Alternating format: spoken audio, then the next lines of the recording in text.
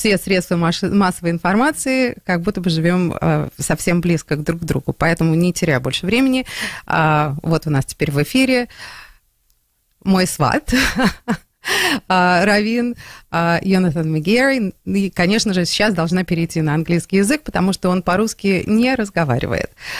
I did a little introduction. Just I understood about 30%. 30%? That's pretty good. Well, yeah. Exaggerating. I learned Russian for 4 years. Okay. I did learn Russian for 4 years back in elementary school. When I grew up, Russian was still a mandatory second language in elementary school. So amazing. So basically, I could not say over what you said, and it was very flattering. Also, thank you very much. Basically, what I said is that life is interesting. I've been in front of a microphone for a little more than 25 years. First, the whole Russian community saw me relearning Russian because Russian was already my second language when I came to work on Russian-speaking radio. And everybody heard how I struggled with Russian until it became my primary language. And again, thank God, yes. And it was, I can't hide anything from people because we're public. So, and we chose that, just like you did. And then I said that another interesting thing that happened that people saw through the years, and especially because our radio is a visual radio, is my evolution from being a secular Jew to becoming a religious Jew, which led us to meet, yes, to get to know each other, because my son is married to your lovely daughter, Hannah, and which we cannot be more happy about. True. So, and on top of it, we have a lot in common, like media. You're the head of one of the most, the biggest websites. You're an editor of the Jewish website in Hungary. So, and you have a podcast on YouTube, very popular.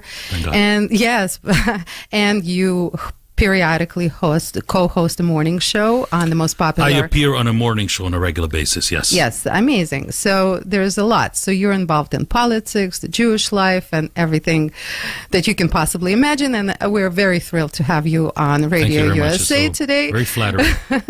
Thank you. And of course, the conversation that I would like to... part of the conversation, it's very important, of the evolution of Jewish life in Hungary. Yeah. Obviously, Hungary has been devastated by World War II, the Jewish population. I mean, from about 850,000, it's down to, 200,000? Something like that after the war, yes. After the war. What are the numbers now? Okay, so for those who are less familiar with the history of Hungary, and this is, again, not a history lesson of any sorts, it's just a brief overview. Hungary, first of all, lost two-thirds of its territory prior to World War II because of the Paris Accords. There was something that's called the Versailles Accords, so the Jewish community that remained in Hungary, in the remaining one-third of the country, which is the current size of Hungary, was something roughly, as you said, around 800,000, and some 530,000 Jews were killed, were destroyed in the Shoah, in the Holocaust during the Second World War. So the Second World War itself was very short-lived in Hungary. Hungary entered the war very, very late. In hindsight, it's even hard to understand why or how, but Hungary entered the war in 1944, and what's even more tragic is that it entered on the wrong side of history, on the side of the Germans. Hungary in the First World War was on the side of the Germans, but then that time it was part of the Austro-Hungarian Empire, and in the Second World War it entered on the side of the Germans. There was a German invasion to Hungary, and basically a puppet government was installed by Hitler, and or Hitler-friendly puppet government was installed, and the deportation of Jews began in the spring of 1944, and it lasted till the early spring of 1945. Really, when the war, thank God, ended. So the deportation time of Hungarian Jewry of that over 500,000 people, and just let that number sink in, 500,000 people were destroyed in a little over half a year, required not only the assistance of the Hungarian government and the Hungarian law enforcement, but also the active involvement of it, so much so that the Germans really didn't have to do anything. The Hungarians did the job for the Germans, and according to, and it's well documented, according to records and whatnot, the German management, quote unquote, of the death camps such as Auschwitz, Birkenau. I mean, Auschwitz was the biggest, it's the largest Hungarian cemetery in the world, is Auschwitz, Birkenau. Most of about 1 million Jews were killed there, and close to half of them were Hungarian. So it's really, really, and Auschwitz, we mention Auschwitz because it's the most symbolic of all the death camps.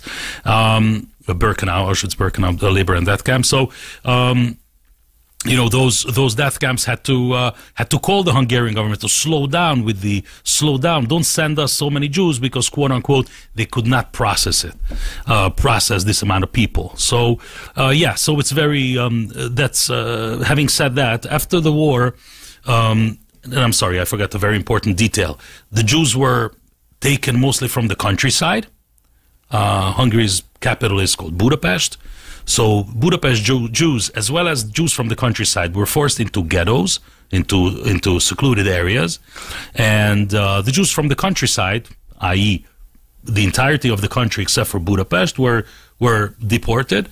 And the Jews in Budapest simply had no time to be deported, because, again, the Russian army, the liberating Red Army, already entered and liberated the ghetto of Budapest. So the Budapest Jews survived, most of them. I say most of them because many of them died in the ghetto. Many of them, such as my grandfathers, were taken to forced labor camps, or taken to the Russian front or the Ukrainian front in forced labor. Not so much in death camps, but to forced labor, and some of them returned. Some of them died tragically over there.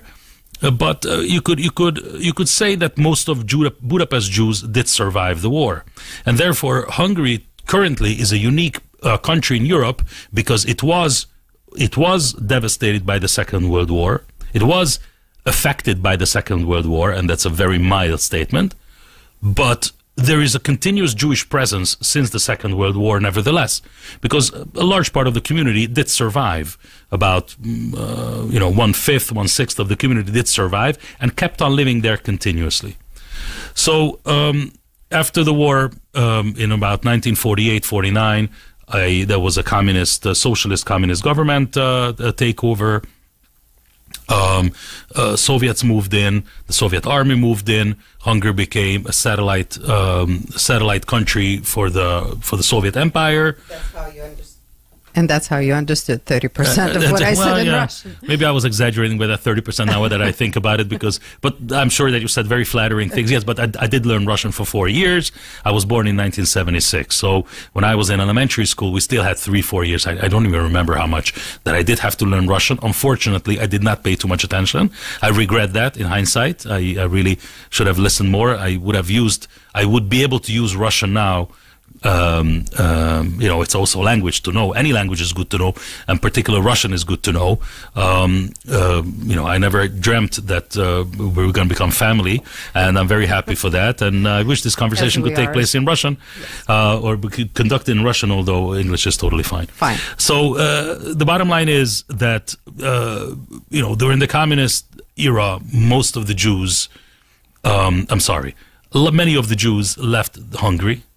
Many of those who were either traditional, religious, traditional, or to whom Jewish identity as such really mattered, left the country the latest by 1956. In 1956, there was a revolution against the Soviet invasion or the Soviet ruling. That revolution has been put down in a bloody way. And the socialist communist state solidified itself from 1956 on. So the traditional Jews, the Orthodox Jews, those who were very Jewish in terms of self-identity, tried to leave the country. Most of them did leave the country from 1945 till 56 in various. We're sitting here in Brooklyn, so here, not far from us, neighborhoods like Borough Park, Williamsburg, mostly were built by Hungarian Jews or descendants of those people from the ashes of the Holocaust. And so really what remained by now currently is about 100,000 Jews, which is not a small number, considering that Hungary has less than 10 million inhabitants, that less than 10 million people live in Hungary. So about 100,000 Jews we believe that there are. Why I say we believe? Because we don't know, we don't have exact numbers. Most of the Jews are not affiliated, even loosely. Many of the Jews don't know or don't care that they're Jewish. My parents are prime example of that. They knew that they were Jewish. They did not care so much. And even today, Judaism, the fact that they're Jewish, is not something that really plays a big role in their self-identification. And I myself did not know I was Jewish until I was 8 or 9 years old. And even then, when I was told that I was Jewish, I did not know what it meant, nor was I told what it meant. I'm going to intervene here. To the best of my knowledge, your parents have sent you to America on a special program that was offered in Hungary to come to America and to study in Jewish schools here in America. So if they did not identify Jewish and you didn't identify Jewish, how did that take place? So it all happened in 1990. That's the year, in 1989 and 1990, that was the time when the regime fell. That was the time when the Iron Curtain fell. That was a time of, we all think back of those times as not only historic, but with very good feelings. I started high school in 1990 in September, and that's when a new Jewish high school opened up in Budapest, a religious Jewish high school from American money, American funded high school opened up in Budapest. And my parents sent me there for a number of reasons. One was that I was not a particularly good student in elementary school, so I wouldn't have been accepted to really academically high quality schools. That let's not put that away. And also because of the English language, it was English language was held of high importance in my family, partially because my very own paternal grandfather, whom I knew very, very loosely, was immigrated from Hungary to Canada. Actually, he lived in Toronto most of his life, and that's why I didn't really know him that well. But he lived in Toronto, so English was always something in our family. So English language, the fact that I could learn English, that's why they sent me to that school, and I immediately became very much interested in my own heritage, and I started to learn more and more. Music, funnily enough, played a vital role in me becoming interested in my own tradition and my own background, historic background, and the Judaism as such. And there was an opportunity to come out to learn in a yeshiva, in a rabbinic high school. About a year and a half after I started my high school year, so it was 10th grade really, of high school. And so I came to America. I spent here over a decade, and actually most of the time I spent a few blocks down on this place where we're sitting. This studio is on Coney Island Avenue, and the yeshiva that I went to was Coney Island and Avenue M and corner Coney Island Avenue. There's a yeshiva called Yeshiva Rabbeinu Chaim Berlin. And that's the yeshiva I went to. The dormitory that I lived many, many years is down the street, a couple of blocks down on Coney Island Avenue. As I have very fond memories of this area and this place. And welcome home. Thank you. Yeah, exactly. I feel very much at home. That's fantastic. So, what is happening now to the Jewish life in Hungary? I mean, after such devastation, after such, as I understand it, pretty much Jews did not want to be identified as Jews after everything that has happened and the devastation that they experienced and lived through.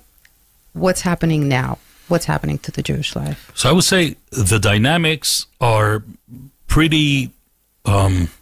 looking for the right word. It's something very typical, perhaps. When something is kept under pressure, and the lid comes off, right? So there's always a surge. There's always a boom.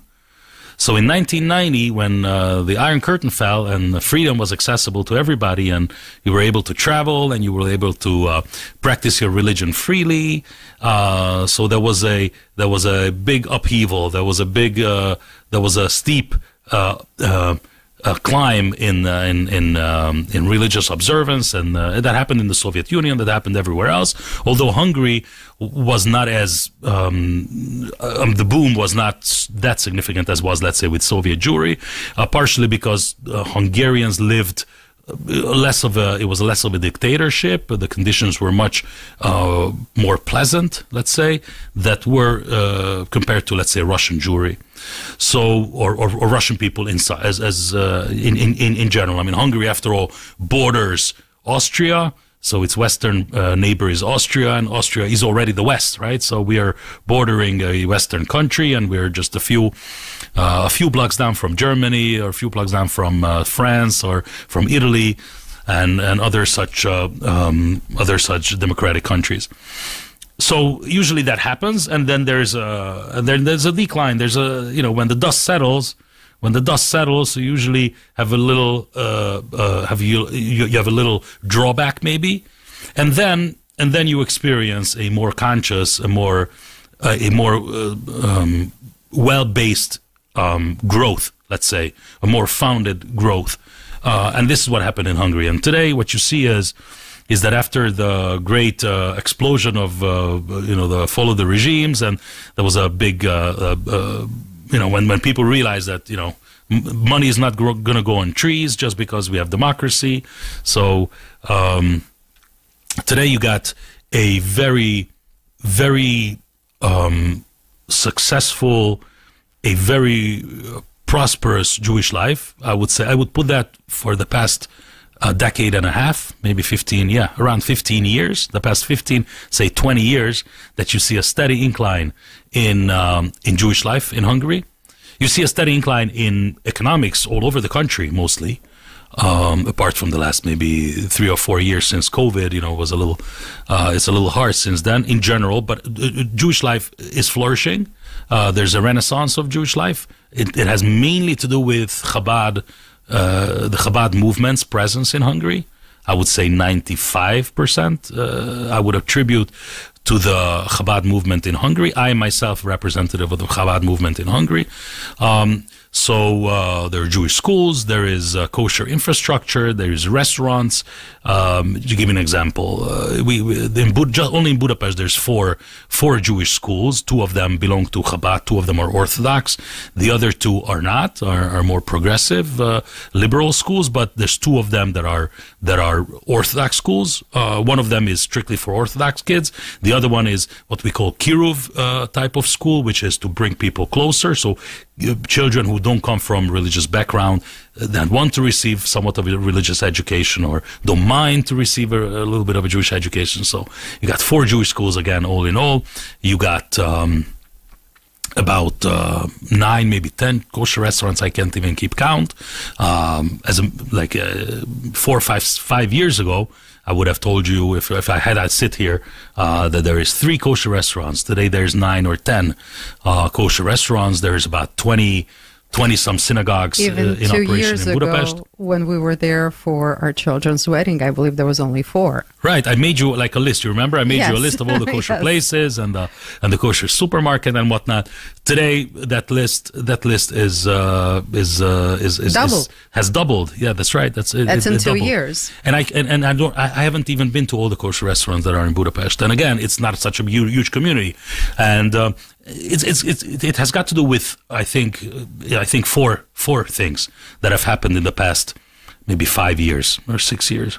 So number one is that there is a government in Hungary that is very supportive of the Jewish community, and perhaps even more importantly, if I could be that bold to say, is very supportive of the state of Israel. Is the only country, almost the only country in Europe, that is supportive of the state of Israel through thick and thin, vetoes every anti-Israel resolution, whether it be the UN, whether it be in the EU, and that's very important, not just symbolically, it's very important economically for the state of Israel. So you got a very pro-Israel government in Hungary, very pro-Jewish, as a matter of fact, pro-conservative, religious.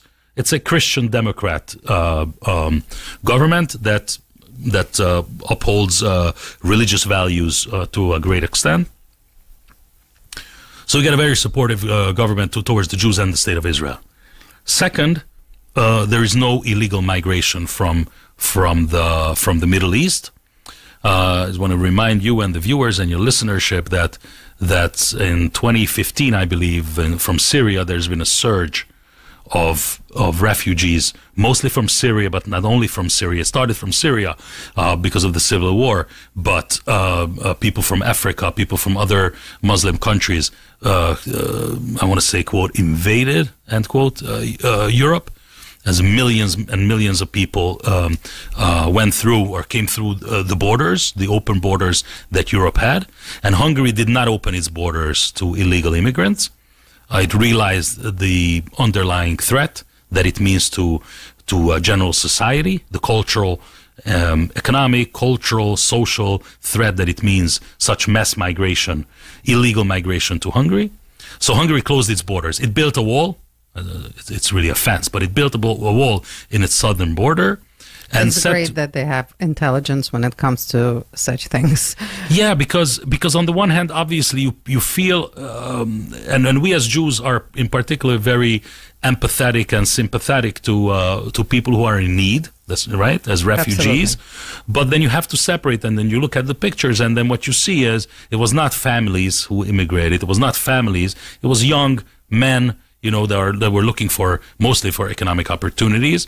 And Europe should be and is open to immigration, but you got to do it the legal way. I mean, the things that I'm saying now is common talk currently in the United States. I don't want to sound like a conspiracy theorist, but apparently this is something that is happening worldwide. There's a strategy to bring in single, that's right, unexplained young men from Middle East to different countries in Europe and America, Canada, all over. So there seems to be a movement. I don't want to be a conspiracy theorist, but this is what people are talking about. Right. So United States is in a very special position because it's really hard to be invaded. I mean, it borders with two oceans. From the north, it borders with Canada, which is of no threat, and you only have to watch the southern border, which is from Mexico. But even Mexico doesn't pose a threat to the United States per se. The question is, will they let migrants in or not? Europe is different. Europe could be accessed through from the Middle East through land. Through Turkey, let's say, but also through boats. It's just you're talking the Mediterranean Sea, which is not much of a boat ride from North Africa to come to the shores of Italy, or to the shores of France, or to the shores of Greece or the Balkans. So that's the second reason. So we said there's a very pro-Israel, pro-religious government. There is a absolute zero tolerance towards illegal migration, which has led to a lot of tourism from Israelis to Hungary. Hungary is now the #1 tourist destination for Israelis in Europe.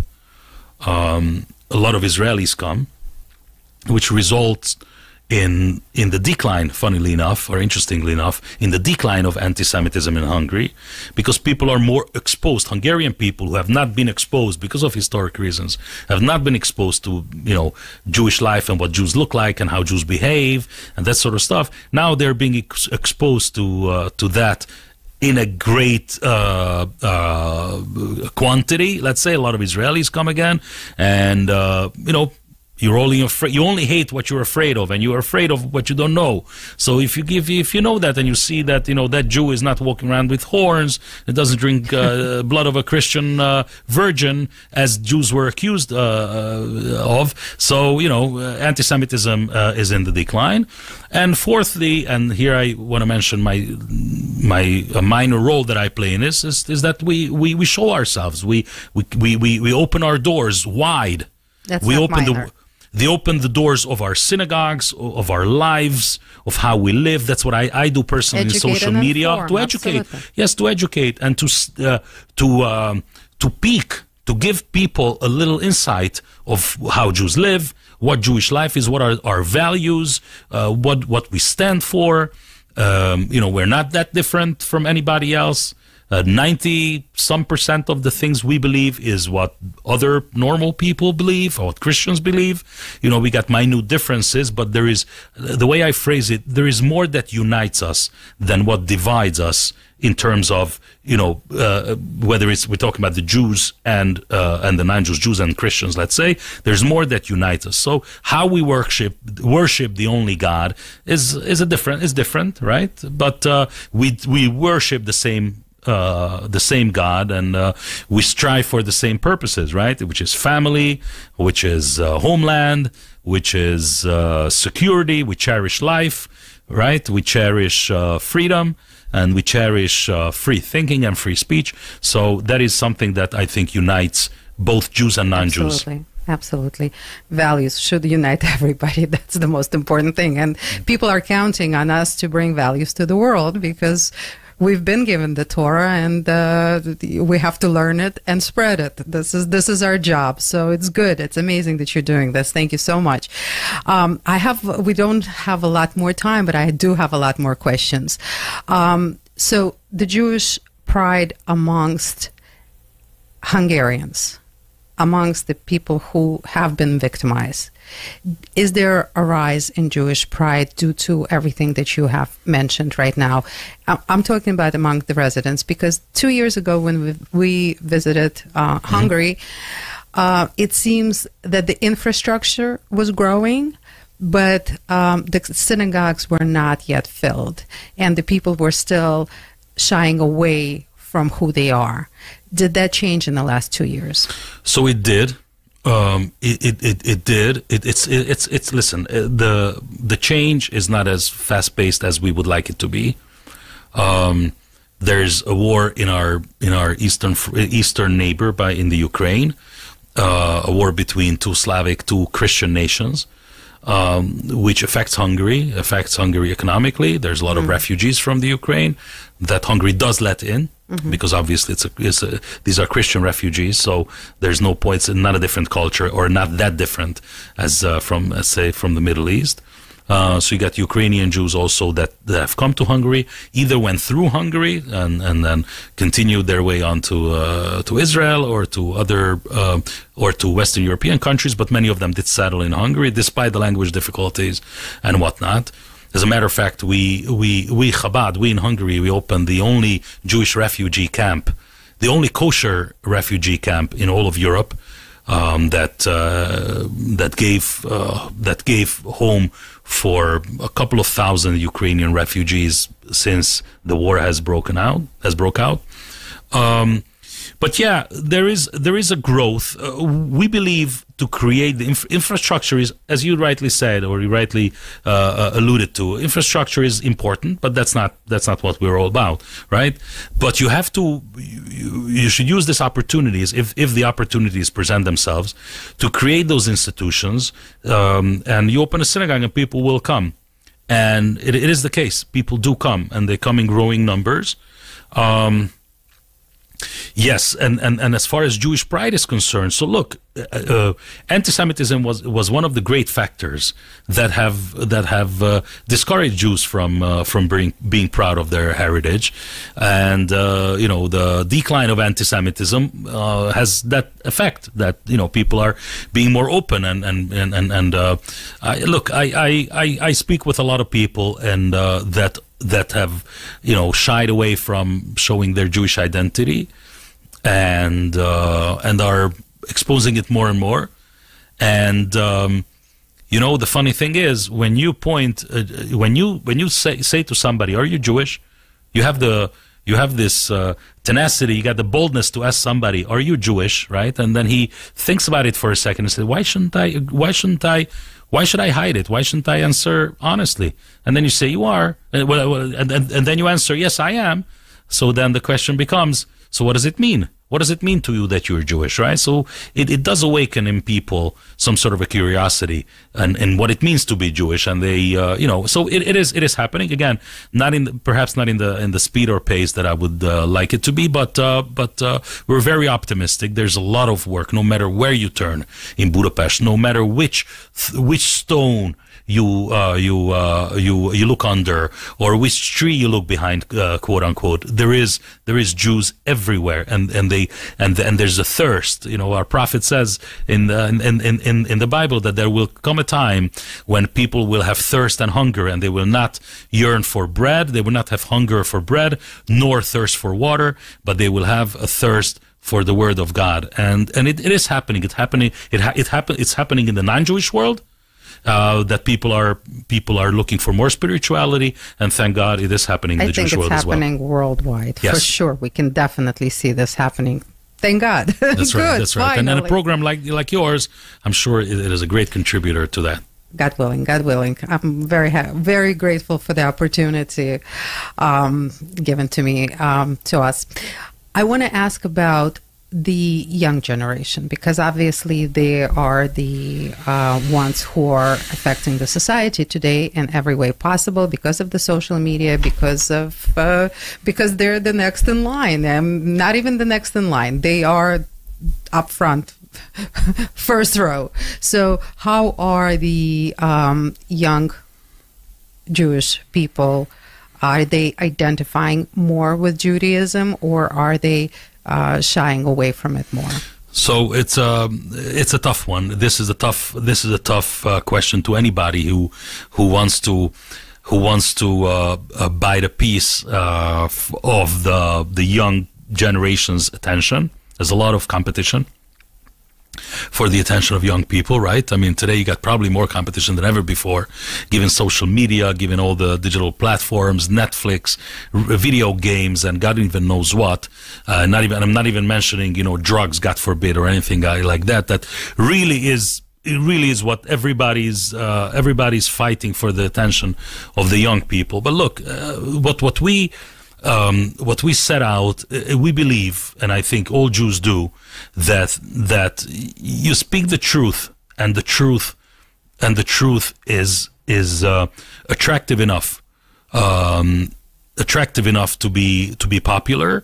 Now marketing it, so to say, is a different story. You got to market it. You got to package it in an attractive way. So we do use all the means of communication, whether it's YouTube, TikTok, Instagram, Facebook, which is still big in Hungary for some reason, and all the other platforms, right? Whether it's Open University, whether it's YouTube channels, whether it's programs, whether it's activities, festivals, and whatnot. So we try to use all the vehicles to present our case. And we can only hope that it's attractive enough. Look, Judaism is a very attractive, beautiful, beautiful way of life. It has been good for 3,300 years, and we believe it's going to be good for another 3,300 years and more if the Messiah will, God forbid, not come tomorrow or today even. Don't even say that. yeah. I'm not even going down that path. So yeah. I believe we do the best we can, and we do see serious progress. We got youth organizations, youth programs that are fantastic. You see kids and young people in the hundreds, if not in the thousands, and we're very proud of that. My wife is very active on that front, or in that front. She's managing a high school, elementary school, a nursery, a kindergarten, a preschool. So she's very active in the youth front, and I myself teach in that school also voluntarily, and I see, and again, how orthodox can you make a person? That's not even our goal. That's not our goal. Our goal is not to produce. Our goal is not to produce Orthodox Jews, because that will come by itself. That is a natural result of the activities you do. Our goal, and this is the philosophy that I try to live by day, is just do one more good deed at a time. The next decision that you make, will it make the world a better place or a worse place? And let's draw our attention so that the next move we make, the next decision we'll make, should make the world a better place and not a worse place. And then automatically that if that's how you guide your life, automatically you are becoming orthodox, for whatever it's worth. The terms I don't even care about. You are becoming a better person, a better Jew, a better servant of God, and hopefully a better member of society. Yes, and that's amazing. That's amazing. It's perfect. Actually, I am so glad we had this conversation because it's very positive. It's very uplifting. We see that things are getting better. They are. Yeah, even though there are so many bad things happening all around. There's always hiccups. Yeah, but in general, things are getting better. People are becoming more enlightened, more aware, more awake, and that puts them on the right path. So thank you so much for this time that you allocated to our radio. Personal thank you. Thank you very much. It's my pleasure and honor, and it's a real honor. And thank you very much. Thank you. And I hope I could reciprocate next time you're in Budapest. I would love that. And thank you so much, and may you continue to do the good work that you do, and lots of luck and everything. And looking forward to having you back on our radio. Same to you. Thank you so much. Thank you so much. God bless.